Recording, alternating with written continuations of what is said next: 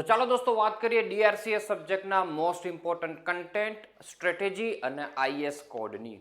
તો સૌપ્રથમ દોસ્તો ડીઆરસીએસ સેમ 6ની જ્યારે પ્રિપેરેશન કરો છો ત્યારે સ્ટ્રેટેજી પૂર્વક કામ કરવું જોઈએ. તો એ સ્ટ્રેટેજી કેવી હોવી જોઈએ એની તમને હું વાત કરું દોસ્તો.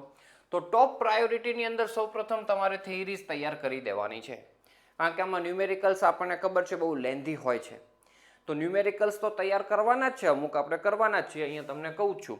પણ એની પહેલાં થિયોરિટિકલ કન્ટેન્ટ વ્યવસ્થિત તૈયાર થઈ જાય અને અમુક લિમિટેડ થિયરીઓ જ છે કે જેમાંથી રિપીટેડલી દોસ્તો થિયરીઓ આવે છે આપણા પેપરની અંદર, અને અમુક આઈએસ કોડમાંથી પણ આપણને મળી જશે. એ બધી થિયરીઓનું લિસ્ટ આઈએસ કોડમાંથી કયા પેજમાંથી મળશે એનું લિસ્ટ હું તમને આપી દેવાનો છું.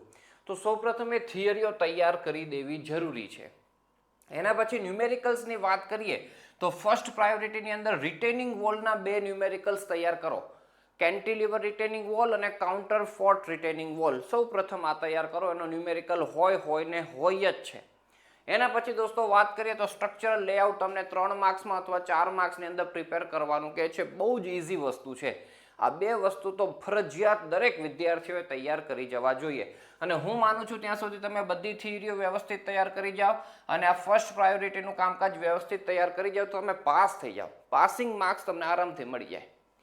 સેકન્ડ પ્રાયોરિટીની અંદર દોસ્તો આપણે છે એ ફ્લેટ સ્લેબના ન્યુમેરિકલ્સ તૈયાર કરો. એમાં 2 જ છે દોસ્તો, 2 જ ન્યુમેરિકલ્સ છે, તૈયાર કરો, એમાંથી જ એક આવશે.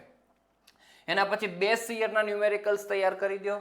ઇંચ ટેન્ક વોટર ટેન્કમાં દોસ્તો વોટર ટેન્કમાં ઘણા બધા ટાઈપની વોટર ટેન્કો બને છે.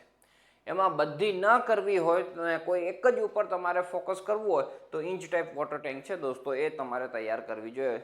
શક્યતા ભરપૂર હોય છે આ વોટર ટેન્કના ન્યુમેરિકલ્સ આવવાની. અને વિન્ડ લોડનો જે ન્યુમેરિકલ ચેપ્ટર 1માં છે એ તૈયાર કરવું જોઈએ. બિલ્ડિંગ ઉપર અને વોટર ટેન્ક ઉપર, એમાં બિલ્ડિંગ ઉપર વિશેષ પૂછાય છે.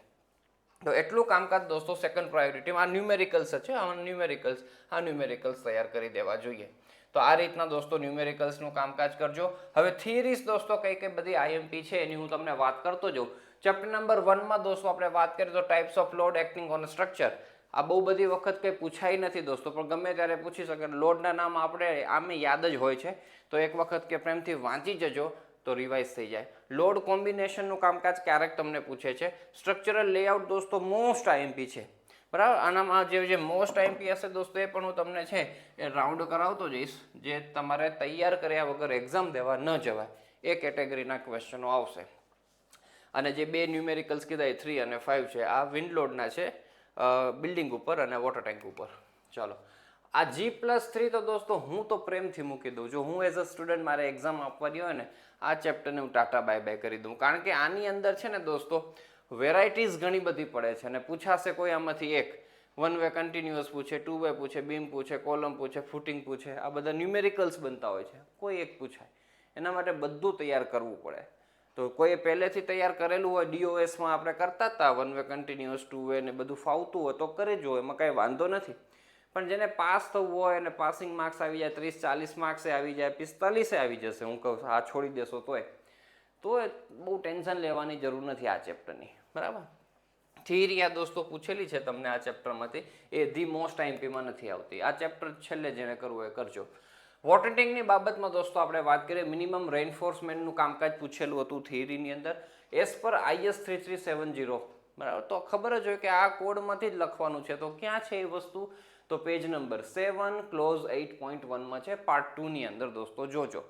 અને આવી રીતના જે થિયરીઓ પૂછાય દોસ્તો કે ભાઈ કોડલ પ્રોવિઝન્સ લખો એઝ પર ધીસ કોડ, તો એ કોડ ફેંદી વળવાનો દોસ્તો. એક્ઝામની અંદર તમને એના પેજ નંબર કે ક્લોઝ ખબર ના હોય, ફેંદી વળવાનું, ક્યાંક ને ક્યાંક તો તમને મળી જ જાય. અને હું તો તમને ત્યાં સુધી કહું છું દોસ્તો કે થિયરીની અંદર પેપર લખવામાં અમુક થિયરીઓ કદાચ એવી આવી ગઈ કે જેના વિશે આપણને ખબર નથી, આવડતું નથી લખવામાં, તેમ છતાં હું તો કહું છું આઈએસ કોડમાંથી એને રિગાર્ડિંગ કાંઈ પણ ગોતવાનું દોસ્તો. અને કાંઈ પણ પછી ન મળે તો છેલ્લે છે ને એ લખીને તો આવવાનું જ આઈએસ કોડનું કંઈક ને કંઈક, ભલે એને રિલેવન્ટ હોય કે ન હોય. છેલ્લે સમય મળે ને તો આવી રીતના થિયરીઓ કરવાનું, પણ આવું બધું લાસ્ટમાં રાખવાનું. લખીને આવજો. સારું પ્રેઝન્ટેશન, સારા અક્ષર હશે તો ચાન્સીસ છે કે માર્ક્સ મળશે, બરાબર. એટલે આ પછી જોઈન્ટ્સ ઇન વોટર ટેન્ક દોસ્તો મોસ્ટ આઈએમપીમાં ટીક કરજો. ધી મોસ્ટ આઈએમપી કર્યા વગર ન જવાય. અને અહીંયા આપેલું છે તમને જુઓ પાર્ટ 1માં, બરાબર.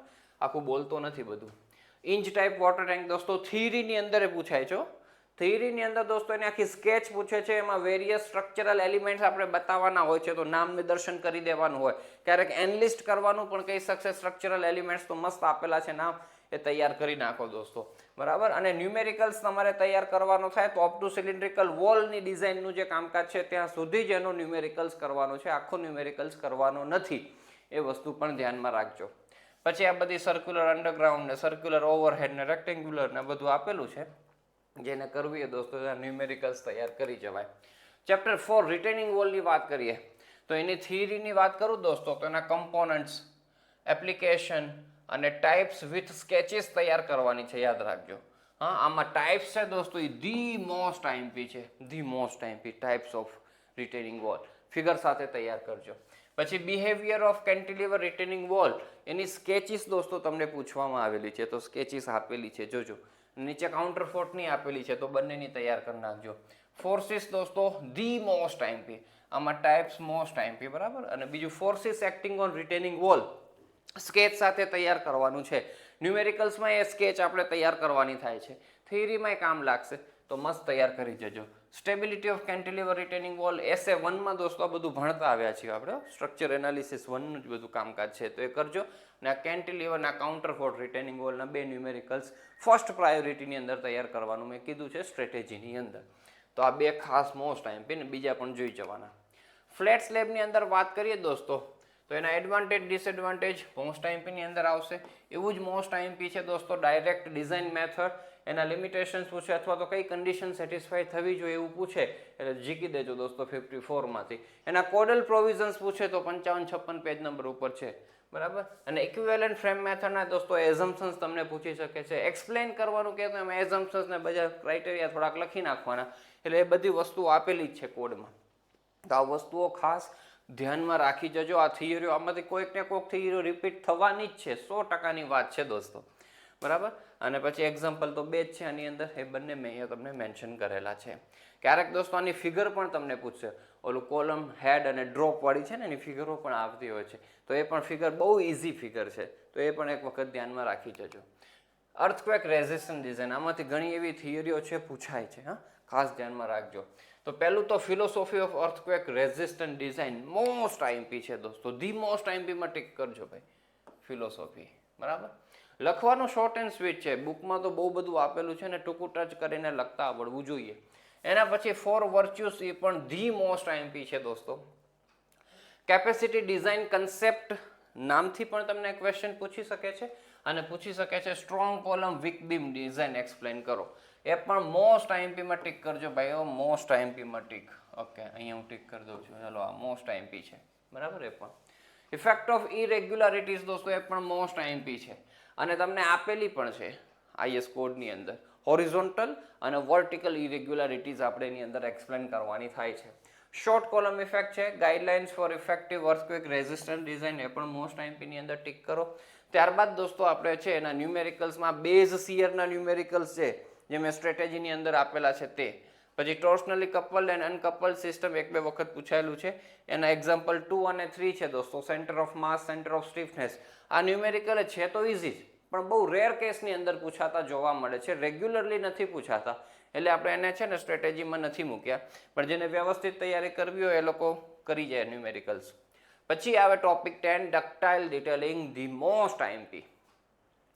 એમાં બીમ અને કોલમનું દોસ્તો આવી રીતના નામ આપીને પૂછે, બીમનું સમજાવો, કોલમનું ડક્ટાઇલ ડિટેલિંગ, આઈએસ કોડ પ્રમાણે જ આવશે, 13/9/20 પ્રમાણે, બરાબર ને. આઈએસ કોડમાં આખું આપેલું છે, પણ થોડુંક બહુ મોટું કરીને આપેલું છે, તો જરાક ટેક્સ્ટ બુકમાં જોજો, એમાં સરસ રીતના શોર્ટ એન્ડ સ્વીટમાં આપેલું છે, અને એનું કમ્પેર કરજો આઈએસ કોડના પેજ નંબર ક્લોઝ આપેલા છે એની સાથે, અને જોઈ લેજો કે કેટલું લખવાનું થાય છે. આપણે જે પ્રમાણે બુકમાં લખેલું છે એવું શોર્ટ એન્ડ સ્વીટમાં લખવાનું છે, સ્કેચીસ બધી ડ્રો કરવાની છે.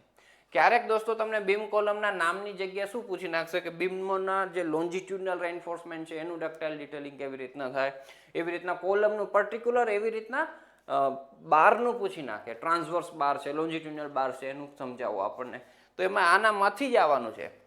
ડક્ટાઇલ ડિટેલિંગ આવે દોસ્તો એટલે આ જ વસ્તુઓ છે, આમાંથી જ કામ થશે, એ વસ્તુ ધ્યાનમાં રાખજો. અને ધી મોસ્ટ આઈએમપીની અંદર આને પણ આપણે ટીક કરવાનું થાય છે, તો આ ખાસ ધ્યાનમાં રાખજો ભાઈઓ. ઓકે, ચાલો એના પછી આ લિસ્ટ ઓફ આઈએસ કોડ. ઘણા બધા વિદ્યાર્થીઓ અમને પૂછે છે કે સાહેબ આઈએસ કોડ કયા લઈ જવાના છે.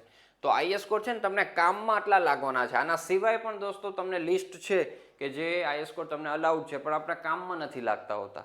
બરાબર, કામમાં લાગે દોસ્તો એ આઈએસ કોડ આ છે આપણે 456/2000 જૂનો અને જાણીતો 1803 અર્થક્વેકની અંદર કામ લાગશે દોસ્તો. ડક્ટાઇલ ડિટેલિંગ 13/9/20, વોટર ટેન્ક માટે 33/70 અને 1 થી 4 પાર્ટ છે.